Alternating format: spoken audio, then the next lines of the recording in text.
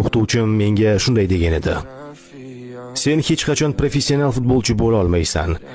Bu so'zlarni men hech qachon unutmayman. O'sha paytda atigi 11 yoshda edim. Ozg'in, kichkina, kambag'al bola edim. O'sha o'qituvchi ko'zimga qarab dedi: "Cristiano, sen juda zaifsan. Sen hech narsa qila olmaysan." O'sha kuni men ko'z yoshlar bilan uyga qaytdim. Lekin yuragimning chuqur bir yerida o'zimga bir qaror qildim. Men unga noto'g'ri ekanini isbotlayman. Men hammaga ularning yanglishayotganligini ko'rsataman. Boshqa bolalar hovlida o'ynayotgan paytda men mashq qilardim. Ertalab, kechasi, bahona yo'q, ta'til yo'q, dam olish kuni yo'q, ziyofat yo'q. Faqat mehnat. Oyoqlarim og'rib ketguncha, nafas ololmay qolguncha shug'ullandim. Har bir yugurishim, har bir gollarim, har bir ko'tarilgan kubogim o'sha so'zlarga berilgan javobim edi. O'sha kuni men bitta haqiqatni angladim.